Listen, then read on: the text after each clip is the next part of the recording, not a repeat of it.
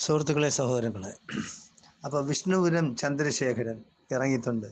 ഈ ഒരു ചെറ്റയെ പറ്റി ആർക്കും അറിഞ്ഞുകൂടായിരുന്നു. കാമരാജ് കോൺഗ്രസിൻ്റെ നേതാവാണ്, NDAയിലെ ഘടകകക്ഷിയായിരുന്നു.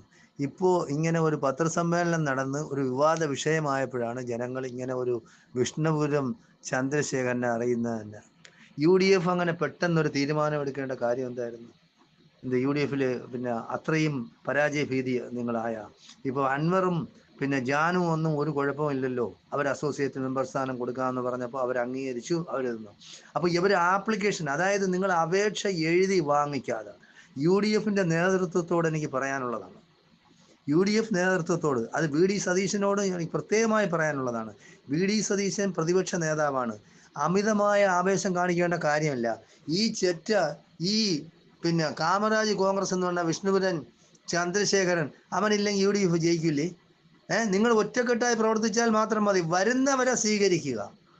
വന്ന് ആപ്ലിക്കേഷൻ അവനെ ആര് NDA എന്നായിരുന്നാലും ശരി, LDF ശരി, ആ മുന്നണിയിൽ നിന്ന് വരുമ്പോൾ അവരിൽ നിന്ന് എഴുതി വാങ്ങിക്കണം, ഞങ്ങളെയും കൂടെ ചേർക്കണം, ഞങ്ങളെ UDFിൻ്റെ പിന്നെ ഉന്നതാധികാര കമ്മിറ്റിയിലേക്ക് ഞങ്ങൾ ഈ പിന്നെ അപേക്ഷ സമർപ്പിക്കുകയാണെന്നും പറഞ്ഞിട്ട് എഴുതി വാങ്ങിച്ചു കഴിഞ്ഞാൽ ഇവനെന്ന് ഇങ്ങനെ ചിലയ്ക്കും, പത്രസമ്മേളനം നടത്തുന്ന ഉണ്ടാക്കുമോ? അപ്പോൾ ആരായി? നമ്മൾ നാണം കെട്ടില്ലേ? UDF നാണം കെട്ടില്ലേ? അങ്ങനെ നാണം കെടാനായിട്ട് പോകണമായിരുന്നോ? ഈ ചെറ്റ യവനെ പോലെയുള്ള തെണ്ടികൾ എന്ന് പറയുന്ന അവന്മാരൊക്കെ വാക്ക് എന്ന് പറഞ്ഞാൽ മാറും. ഞാനാണ് വലിഞ്ഞു കയറി സതീശന്റെ വീട്ടിൽ പോയത്, ഞാനാണ് ചോദിച്ചത് കൂടെ നിർത്താമോ എന്ന് ചോദിച്ച് കൂടെ നിർത്താം എന്ന് പറഞ്ഞു. അപ്പോൾ ആദ്യം ചെയ്യേണ്ടതെന്ന് പറയുമ്പോൾ അവരിൽ നിന്ന് എഴുതി വാങ്ങിക്കണം. ഈ ആപ്ലിക്കേഷൻ എഴുതി വാങ്ങിച്ചതിന് ശേഷം വേണം UDFിൻ്റെ ഉന്നതാധികാര സമിതിയിൽ ഈ ചർച്ചയ്ക്ക് വെക്കേണ്ടതും അവർ അസോസിയേറ്റഡ് മെമ്പറാണ് അല്ലാത്ത മെമ്പറാണോ എന്ന് ഉള്ളതാക്കേണ്ടതും. അല്ലാതെ വലിഞ്ഞു കയറി വരുന്നവന് ഈ സംസാരിച്ചു എന്നുള്ള കാരണം വെച്ച് യാതൊരു കാരണവശാലും ഇങ്ങനെയുള്ള നാണക്കേടിന് പോകരുതെന്നാണ് എനിക്ക് UDF നേതൃത്വത്തോട് പറയാനുള്ളത്. കാര്യം UDF അടുത്ത നിയമസഭാ തെരഞ്ഞെടുപ്പിൽ ജയിക്കുമെന്നും ഭരണം കിട്ടുമെന്നും ഒക്കെ കണക്കാക്കിയിരിക്കുന്ന ഒരു ജനസമൂഹം കേരളത്തിലുണ്ട്. കാരണം UDFിനോടുള്ള സ്നേഹം മാത്രമല്ല, ഈ ഭരണത്തോടുള്ള അതിർത്തിയുള്ള സാധാരണ ജനക്കാരുണ്ട്, ഒരു രാഷ്ട്രീയമില്ലാത്തവരുണ്ട്. അവർക്ക് ആവശ്യമെന്ന് പറയുന്നത് ഒരു പുതിയ ഭരണമാറ്റം ഉണ്ടാവണം. അപ്പോൾ വിശ്വാസം എന്ന് പറയുന്നത് UDF LDF UDF, അല്ലാതെ ഈ BJP സംഘപരിവാർ ശക്തികളോട് ആർക്കും യാതൊരു താല്പര്യമില്ലാത്തവരാണ്. നമ്മൾ കാണുന്നതാണ് അവരെന്തൊക്കെ കാട്ടിക്കൂട്ടുന്നതാണ്. അവരുടെ ധാർഷ്ട്യം ഏത് രീതിയിലാണ്. ചാനലുകളിൽ ഇന്ന് ഓരോ പിന്നെ ചാനലുകാർ ചോദ്യം ചോദിക്കുമ്പോൾ പിന്നെ അവരുടെ നിഷേധാത്മകമായ രീതിയിലുള്ള മറുപടിയൊക്കെ നിങ്ങൾ കാണുന്നില്ലേ? സുരേഷ് ഗോപി ആവട്ടെ, ഇന്നലെ MT രമേശിൻ്റെ ഒരെണ്ണം കേട്ട്. അപ്പോൾ അയാൾ രമേശിൻ്റെ അടുത്തൊക്കെ ചോദിക്കാൻ ഇവർക്കെന്ത് മടി? ഇവർക്ക് ഭയം പോലെ തോന്നുന്നില്ല. അവരെന്ത് ചെയ്യുമെന്നാണ്?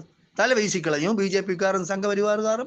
ചോദിക്കാനുള്ള ചോദ്യം UDFകാരടുത്തും LDFകാരടുത്തും ചോദിക്കുന്നത് പോലെ ചാട്ടുളി ചോദ്യം തന്നെ BJPക്കാരടുത്തും സംഘപരിവാർ ശക്തികളോടത്തും നിങ്ങൾ ചോദിക്കണം. നിങ്ങൾ ആരെ ഭയക്കുന്നത്? നിങ്ങൾ ആരെ ഭയക്കണം? എന്തിന് ഭയക്കണം? നമ്മൾ ആരുടെയും കീഴ്വീട്ടുകാരല്ലല്ലോ. നമ്മൾ അധ്വാനിച്ച് ജീവിക്കുന്നവരല്ലേ. BJPയുടെ ചെലവിലാണ് നമ്മൾ കഴിയുന്നത്. BJP എന്താ നമ്മളെ തല വീശിക്കളയും? നിങ്ങൾ അങ്ങനെ ഭയക്കരുത്. മാധ്യമ പ്രവർത്തകരും കൂടെ ഇങ്ങനെ ഭയന്നു കഴിഞ്ഞാൽ ഈ നാട്ടിൽ എന്തൊക്കെ നടക്കും? അതൊക്കെ വടക്കേ ഇന്ത്യയിൽ നടക്കുമായിരിക്കും, തെക്കേ ഇന്ത്യയിൽ അതൊന്നും നടക്കില്ല. നമ്മളിപ്പോൾ കണ്ടതാണ്, കർണാടകയിൽ പുതിയ നിയമം പാസ്സാക്കി. അതുപോലെ തന്നെ ഇനിയിപ്പോൾ തെലുങ്കാനയിലെ നിയമം പാസ്സാക്കുകയാണ്. വിദ്വേഷ പ്രചരണം നടത്തുന്ന ആരായാലും ശരി, വിദ്വേഷ പ്രസംഗം, വിദ്വേഷ വിഷം ചീറ്റുന്ന ആ ജീവികളുടെ ആസ്ഥാനം എന്നും ജയിലറ തന്നെ ആയിരിക്കണം. അപ്പോൾ അങ്ങനെയുള്ള നിയമം കർണാടകയിൽ പാസ്സാക്കി. ഇപ്പോൾ തെലുങ്കാന പാസ്സാക്കാൻ പോകുന്നു. എന്തുകൊണ്ട് ഒരു കമ്മ്യൂണിസ്റ്റ് ഗവൺമെൻറ്റും പിണറായി വിജയൻ എന്ന മുഖ്യമന്ത്രിയുമുള്ള കേരളത്തിൽ അങ്ങനെ ഒരു നിയമം കൊണ്ടുവരാൻ ആലോചിക്കുന്നത് പോലും ഇല്ലല്ലോ? എന്തുകൊണ്ട് ആലോചിക്കുന്നില്ല? CPMകാർ എന്താ ഉറക്കത്തിലാണ്? നിങ്ങൾ ഉറങ്ങിക്കഴിഞ്ഞാൽ ഇവിടെ വിജയിക്കുന്ന പറയുന്ന BJP RSS സംഘപരിവാർ ശക്തികളാണ്. അത് നിങ്ങൾ എന്താണ് മനസ്സിലാക്കാത്തത്?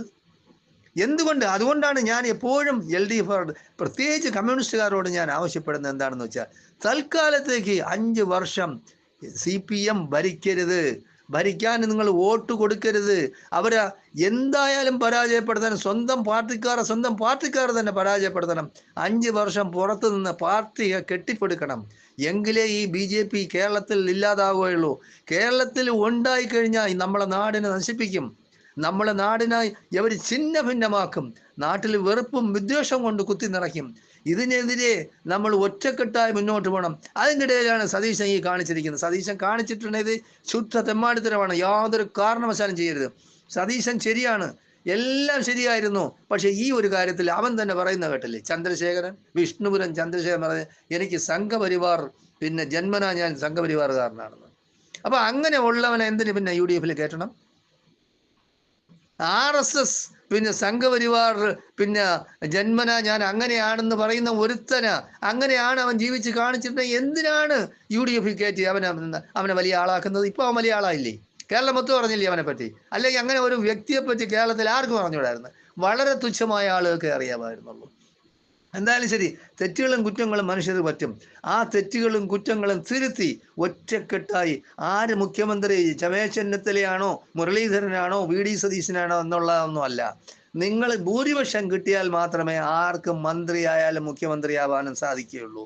അപ്പൊ അതുകൊണ്ട് ഒറ്റക്കെട്ടായി നിങ്ങൾ വർക്ക് ചെയ്ത് വിജയിക്കാനുള്ള പരിപാടികളാണ് നോക്കാനുള്ളത്. ഏത് കോൺഗ്രസ്സുകാരനായിരുന്നാലും ശരി, വിമതനായി വന്ന് അവനെ അപ്പോഴേ വെട്ടി വെയിലത്ത് വയ്ക്കണം.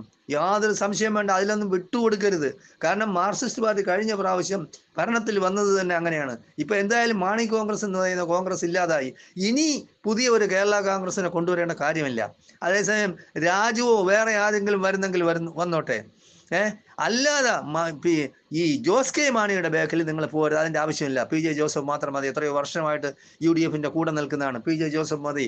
പിന്നെ വേറെ ആരെങ്കിലും വരുന്നെങ്കിൽ വന്നോട്ടെ. അതിന് നിങ്ങൾ പിന്നെ ആലോചിച്ച് UDF ഉന്നതാധികാര സമിതി പിന്നെ അത് കൂലങ്കഷമായി ചിന്തിച്ച് അതിന് മറുപടി കൊടുക്കണം. ആര് വന്നാലും ശരി, വാക്കുകൊണ്ട് ഉള്ള പ്രവൃത്തികൾ നിങ്ങൾ ചെയ്യരുത്. അവരിൽ നിന്ന് റിട്ടേൺ ആപ്ലിക്കേഷൻ എഴുതി വാങ്ങിക്കണം. നിങ്ങൾക്ക് കാണിക്കാം മാധ്യമപ്രവർത്തകരോട്, അപ്പൊ ചാനലുകൾ കാണിക്കാം. അപ്പൊ നമ്മൾ നാണം കെടൂല. അതുകൊണ്ട് നിർബന്ധമായിട്ടും വരുന്ന കക്ഷികളാ നിങ്ങളെ തിരസ്കരിച്ച് വിടണ്ട. ഏതായാലും ശരി, അതായത് വർഗീയ ശക്തിയില്ലാത്ത ആരോടും കൂട്ടുകൂടാൻ കുഴപ്പമില്ല. ജനങ്ങൾ ആഗ്രഹിക്കുന്നത് ഒരു ഭരണമാറ്റമാണ്. അപ്പൊ അതിൻ്റെ കൂടെ ഒപ്പം നിൽക്കാനാണ് അവരുടെ ആഗ്രഹമെങ്കിൽ ഒപ്പം നിന്നോട്ടെ, കുഴപ്പമില്ല. അപ്പൊ അതിനു വേണ്ടി ശ്രമിക്കണം. ഒരു ഭരണമാറ്റം ഇവിടെ ഉണ്ടാവണം. സംഘപരിവാർ ശക്തികളെ ഇവിടെ ക്ഷയിപ്പിക്കണം. കേരളത്തിൽ അവരുടെ ഒരു പരിപാടി നടക്കാൻ അനുവദിക്കരുത് എന്നാണ് എനിക്ക് പറയാനുള്ളത്. VD സതീശൻ വളരെയധികം ശ്രദ്ധിച്ച് മുന്നോട്ട് പോകണം. പല പ്രശ്നങ്ങളും ഇനി പുതിയതായിട്ടൊക്കെ അടുത്ത 2-3 മാസത്തിനകം വെച്ച് LDF അല്ലെങ്കിൽ CPM ആവിഷ്കരിക്കും. അതിൽ നിന്ന് നിങ്ങൾ പെട്ടുപോകരുത്. ഇല്ലാത്ത കുഴപ്പങ്ങൾ ഉണ്ടാകരുത്. UDF നേതൃത്വം പ്രത്യേകമായി കൂടി ചെറുപ്പക്കാരോടൊക്കെ പറയണം.